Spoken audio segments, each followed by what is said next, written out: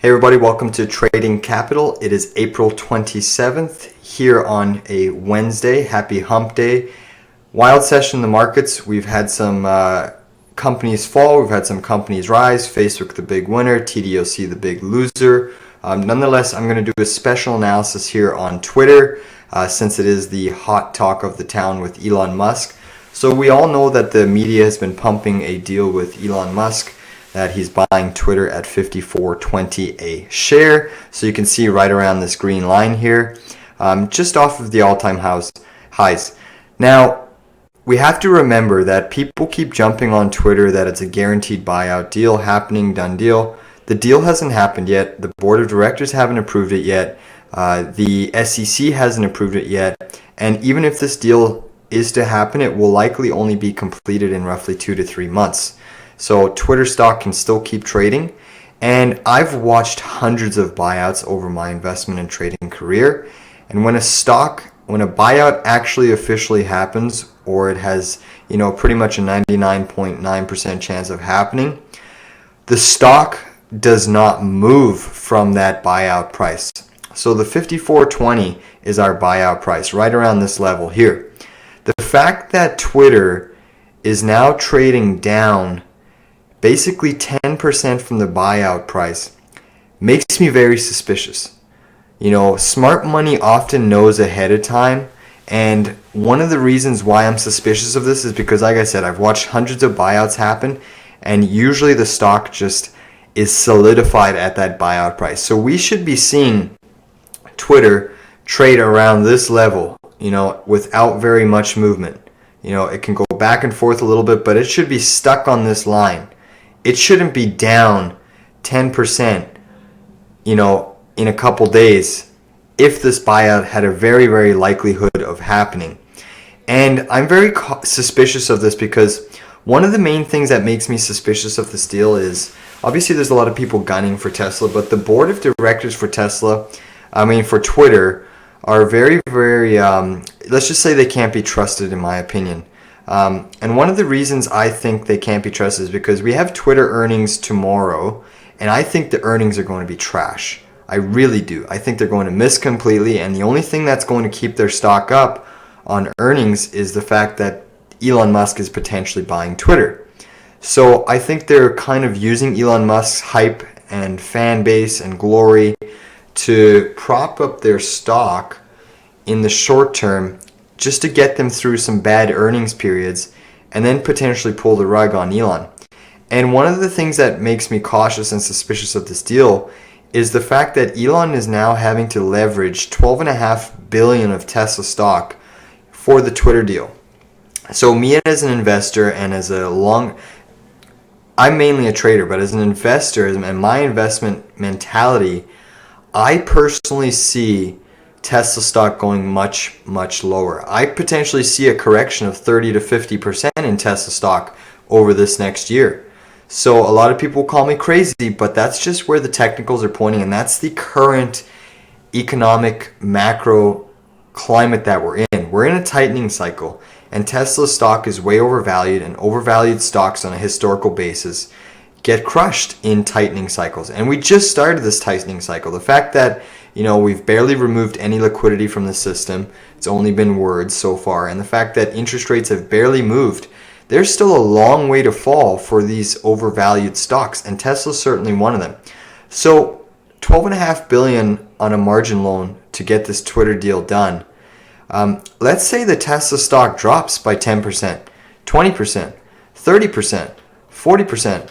What happens to Elon then? He has to personally cover $12.5 billion. And you may say he's the richest man in the world, but he's rich. Most of his wealth is on paper. After selling in tranches up here and in here and basically in here, he sold at 3 of the peaks, and he laid out his plan on Twitter. Everyone could have done the same thing. But after selling at the peaks, he accumulated liquid cash. Liquid cash. Now, he's still very rich on paper because Tesla stock is still abnormally high. But if it falls to, say, $500, that puts a lot of pressure on him in terms of being on the hook for that margin, that $12.5 billion margin requirement. And that would have to force him to liquidate more of his Tesla position to cover it, which would ultimately drive the stock down even more, which would ultimately hurt his net worth. And then he would have to personally interject that capital into the Twitter deal. So that, I just personally don't see this deal going through. I mean, I would certainly prefer Elon to own Twitter, and not that I don't like Elon and I'm against him. I'm just looking at it from a mathematical standpoint and an investment standpoint, with trying to keep an unbiased opinion, trying to work out all the scenarios. And I do firmly think we're going into recession. The one thing that can change that is the Federal Reserve's economic policy, but nonetheless, we're on course for a tightening policy, and that's just what we have to work with at this point in time. So I'm not going to fight the Fed on the way up, and I'm not going to fight the Fed on the way down. So if this deal doesn't go through for some reason, the Twitter stock tanks. And like I said, this price action in Twitter, I would be more inclined to believe that this deal was going through if the Twitter price action was hovering on this buyout line. You know, like I said, I've seen a lot of buyouts in my days, and the stock should not be falling 10% from the buyout price. That means there's big people selling. To have it fall 10% while others are buying, thinking that they're guaranteed 54.20. I'm just saying, be cautious. Be very, very cautious with this Twitter deal. It has not been finalized, despite what the media is pumping and Elon is pumping. It has not gone through the regulatory approval. And by certainly, if Tesla stock has a big plunge to the downside, it could absolutely change the dynamics of the deals. So you have to remember that this financing deal has been based on, Tesla's price action around this 975 area. We're already down to 881. Who's to say it doesn't go down to 735, which I see as very, very likely. And then who's to say it doesn't break that support and go all the way down to this gap fill, 400, or this pivot high, 500. You know, the financiers, the big banks involved, will certainly look to adjust their overall financing picture if Tesla stock breaks down, because that $12.5 billion represents $12.5 billion at the current prices of Tesla. It's not assuming Tesla falls. Now, the opposite could be true. What if Tesla stock rises? Well, I just personally don't think that's going to happen. That's a long shot, unless the Federal Reserve changes course with their economic policy. So please do yourself a favor and be very, very careful with Twitter. Not saying that it's a short opportunity with Twitter. I'm just saying I don't think it's a slam dunk that most people are thinking. So keep that in mind. There's always things that can change in buyout deals. You know, Elon could pull the plug.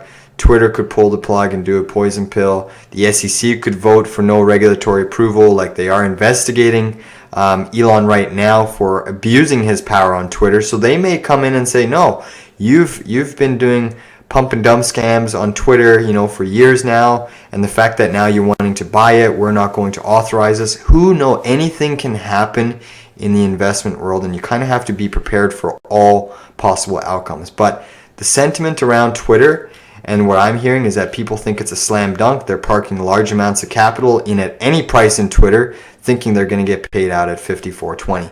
And when I hear the masses doing that, I'm a little bit skeptical, because not everyone wins in the markets. Often it's the contrary.